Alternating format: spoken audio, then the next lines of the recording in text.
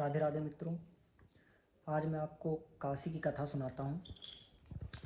काशी नरेश पौंड्रक का भगवान श्री कृष्ण ने वध किया। पौंड्रक ने कहा कि मैं कृष्ण हूँ, तो उन्होंने कहा देख लेते हैं असली कृष्ण कौन है। तो मैं सुदर्शन छोड़ता हूँ, तुम छोड़ो। इनके पास भी नकली सुदर्शन था, तो इनका नाश हुआ। फिर इनका बेटा हुआ सुदक्षिण, तो उसको पता चला कि उसके पिताजी का वध भगवान श्री कृष्ण ने किया था। तो उसने कहा ये तो बड़े अपमान की बात है, क्योंकि काशी में रहता है। काशी विद्वानों की नगरी, महाविद्वानों की। तो उसने बड़े बड़े तांत्रिकों को बुलाया और उनसे सलाह ली। उनसे कहा क्या कोई ऐसा उपाय नहीं कि हम द्वारिकापुरी कोई भस्म कर दें। तो बोले है, भगवान शिव के ऐसे ऐसे मंत्र हैं, विनाशकारी भी तो है ना वो। तो कहा ठीक है करो। अनुष्ठान में बैठे, मारण का प्रयोग उन्होंने किया। भयंकर, तो मंत्रों में ताकत तो है ही, भयंकर ज्वाला एकदम प्रकट हुई, विश्व का नाश करने वाली। और मंत्रों के द्वारा उसे प्रेरित किया कि जाओ द्वारकापुरी को ही भस्म कर दो। वो ज्वाला गई, द्वारकापुरी पहुंची। अब तो द्वारका नगर वासी जब देखा तो घबरा गए एकदम। तो भगवान के पास पहुंचे कि प्रभु एक भयानक कृत्य आ रही है और एकदम द्वारकापुरी को नष्ट करने के लिए। तो भगवान ने कहा परेशान होने की ज़रूरत नहीं है, क्योंकि द्वारिका हर समय सुदर्शन से सुरक्षित है।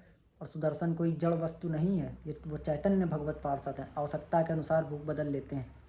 एक को मारना है तो एक अरे वाले, 100 को मारना है तो 100 अरे वाले, और जब 1000 को मारना है तो 1000 अरे वाले, और जब पूरा सिस्टम है, पूरा सर्वनाश करना है तो अनंत अरे वाले सुदर्शन हो जाते हैं। वो कोई जड़ वस्तु नहीं है कि भगवान की तलवार है तो तलवारें बनी रहेगी, नहीं, पार्षद स्वरूप हैं। आवश्यकता के अनुसार वो रूप बदल लेते हैं।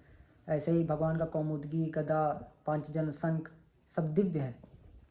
तो सुदर्शन सेवा, और जब सेवा ये नहीं होती तो हाथ जोड़ के भगवान के सामने खड़े रहते हैं।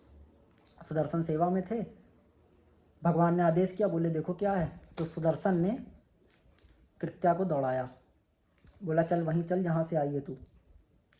तो काशी वापस आई वो।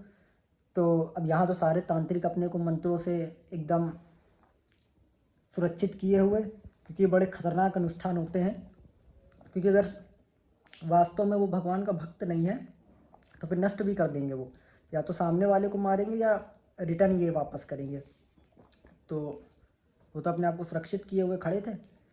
तो सुदर्शन ने पहले जितने तांत्रिक थे उनको सबको निपटाया, सबका नाश किया। उसके बाद कृत्या का नाश किया। पूरे काशी में स्मरण याद रहे कि काशी भगवान शिव के त्रिशूल पे टिकी हुई है, और शिव जी की नज़रों से वो सुरक्षित है।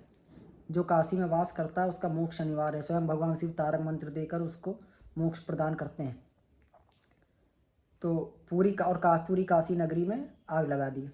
तो भगवान शिव मुस्कुराए, गुस्सा थोड़ी हुए, क्योंकि भगवान शिव ने पहले कह दिया था कि अगर ब्राह्मण विरोधी कोई है तो हमारा ही मारण काम कर जाएगा। और उनको ये नहीं पता था कि नमो ब्रह्मण्य देवाय भगवान का नाम ही है। तो इसलिए घबराने की जरूरत नहीं। भगवान के भक्तों को किसी से भी घबराने की जरूरत नहीं है। ना कोई तंत्र, ना कोई मंत्र। साप, ताप, रोग, दोष, दारुण, दुख हारी, किसी का श्राप भी आपको छू नहीं सकता। ना कोई ताप, ना कोई रोग। सिर्फ राधा राधा राधा। जिनके चरणों में सुदर्शन चक्र बसता है वो है किशोरी जी। जो भगवान श्री कृष्ण हाथ में रखते हैं ना, राधा रानी के चरण चिन्हों में सुदर्शन चक्र है। किसी मंत्र तंत्र की ताकत नहीं कि आपका कुछ बिगाड़ ले। इसलिए एकदम निश्चिंत रहिए इस बात से। क्योंकि देखिए, भूमि तत्व, जल तत्व, अग्नि तत्व, वायु तत्व, ब्रह्म तत्व, व्योम तत्व, विष्णु तत्व घोरी हैं। सनकादि सिद्धि तत्व, आनंद प्रसिद्धि तत्व, नारद सुरेश तत्व, शिव तत्व घोरी है। प्रेमी कहे नाग और किन्नर को तत्व देखो, शेष और महेश तत्व नीति नीति जोरी हैं। और तत्वन के तत्व जगजीवन श्री कृष्ण चंद्र, और कृष्ण को तत्व वृषभानु की किशोरी हैं। कृष्ण की भी तत्व मेरी राधिका की